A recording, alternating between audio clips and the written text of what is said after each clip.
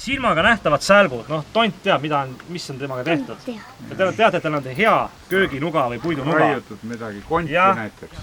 Tihtipeale ongi, et no ma ei taha naisterahvast halvasti öelda, aga noh, tehakse sülti, ei saa, võetakse nuga kätte, pannakse haamriga veel pähe. Ma pean selle luupuru saama. No mis siis juhtub? See ongi täpselt siuke pilt nagu siin mul.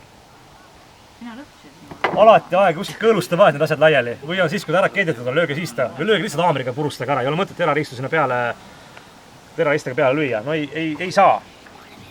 Ja kui ta siredalt jookseb, on terav. Selles mõttes, et seal ei ole mingit sälke hambaid sees. Aga kui niisugune kõrina, niisugune saeefekt tekib, siis järelikult see midagi on. Siis, ütleme nii, et siis ei ole mõtet käia peale minna. Siis sa nüritad teda rohkem. Siis tuleb luisu peale minna juba.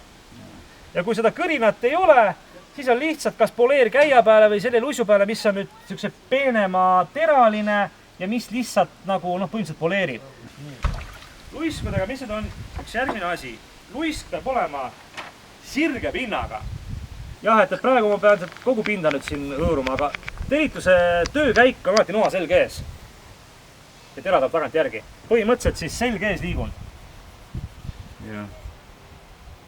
No see välistab selle, et kui ma nüüd hakkan niipidi liikuma tera ees, ma hakkan nagu siis kivi lõikama, tera nüritama. Oluline see, kasutad ära kogu kivi. Et ma ei jää ühe koha peale lõõruma niimoodi. Et ma liigun edasi, tagasi, aga samaks ka liigun noa selge ees. Et siis te olete õigel teel, kui ta siuke asi on, nuga jääb see kivi külge kinni, nagu nätsuga.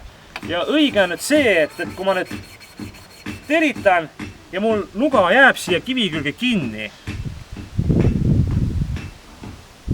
siis on see nagu see pinnapinevus või see on nagu kätte saavutatud.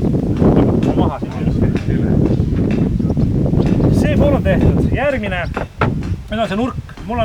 Siin on mul see terituspinna peal on see kumerus sees. Kõik on ideaalne, ilus tore. Nüüd ma pean siis selle, mul on nagu ajude sees see, et ma tõstan noa selga ja ma pean tunnetama selle koha, kui mul siis terajoon käib vastu kivi. Kõlks. Aju salvestab nurga. Aga kes seda veel ei suuda, siis peab nagu jälgima kogu aeg.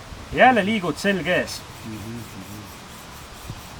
Tuled tagasi, paned lappi mahe, tõstad. Tähtis on see, et see teritusjoon oleks ühtlaselt ka vastu seda siledat kivi. Jah, aga nüüd on need, et on ju ka kumerused, et siis on nagu, et viimast lõppu siis tuleb nagu teistpidi tõmmata jälle.